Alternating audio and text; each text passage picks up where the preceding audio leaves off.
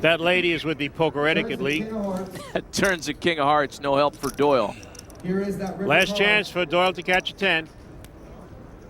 River's a 6 of diamonds, no help for Doyle. That lady is actually Sean's wife, Tanya, who is thrilled to see her husband avoid elimination and stick around against Doyle Brunson. Big win for Chacon, who takes the lead. Doyle, you make me nervous, Doyle. I don't know why you're doing this all of a sudden. Chacon says Doyle makes him nervous. Chacon's the kind of guy that can make coffee nervous. More from Caesars right after this. Go all in at the new online store at NBCHeadsUp.com for the hottest line of poker merchandise. From men's and women's outerwear to Heads Up branded chips, cards, and tabletops that'll enhance any poker night.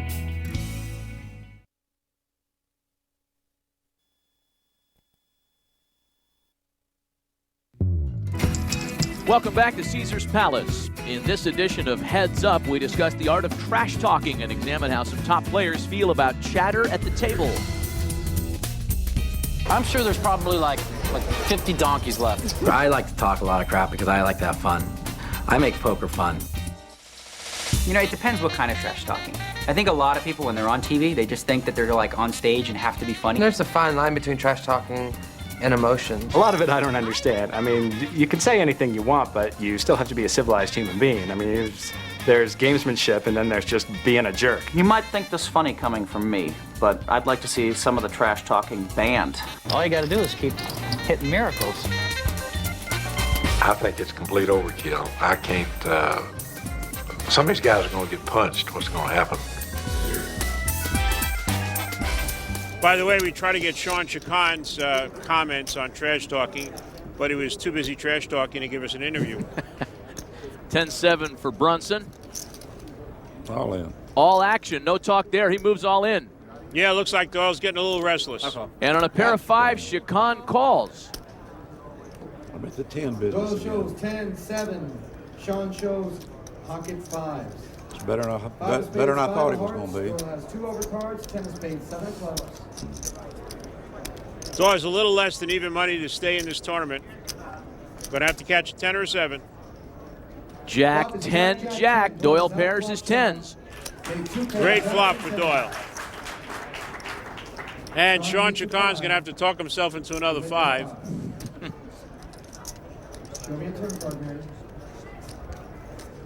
The turn brings a full house for Brunson. Well, now Sean can split the pot if the 4th Jack came or if another 10 came, making them both the same full house. Nope, it's an ace of spades instead, and Doyle Brunson doubles up. Now we're back to almost an exactly even match. 39-6 against 40.4. Won't even hardly feel it. A little talk from Doyle Brunson as we take you back to our feature table where Daniel Negreanu leads Greg Raymer by roughly 12,000 in chips.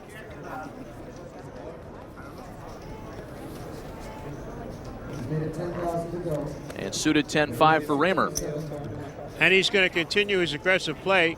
He raises to 3,600. Negreanu also with hearts, Jack 7. 36, yeah? Yeah. Yes, sir. And he calls. 6. Flop is King, Jack, Deuce. A pair of jacks for Negreanu. And no hearts for either player. Check, check on the flop. Turns an 8 of hearts. Daniel still got way the best hand. In fact, Greg Raymer cannot win. Negreanu checks and Raymer bets 5,000. Daniel quickly calls. Greg's been bluffing a lot.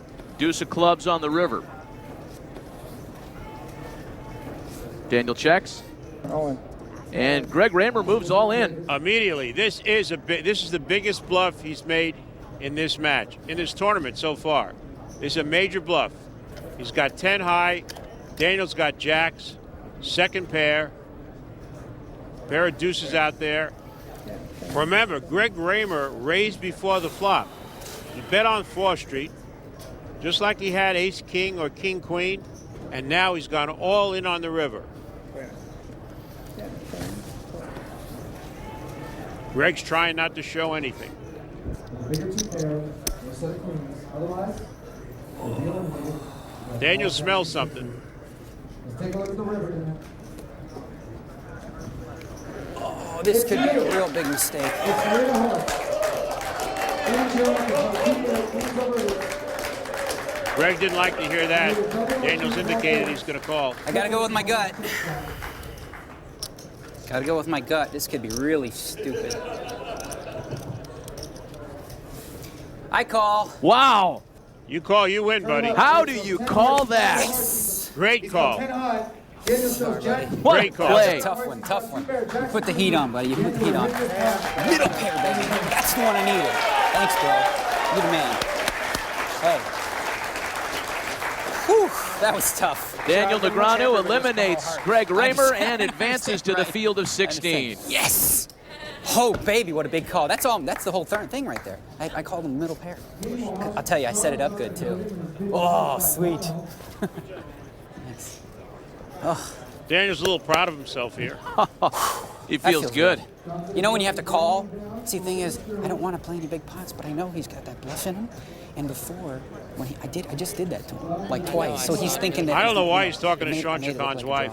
She doesn't really care that much about this whole thing. So I made it look like I either got an 8 or whatever, and just played it.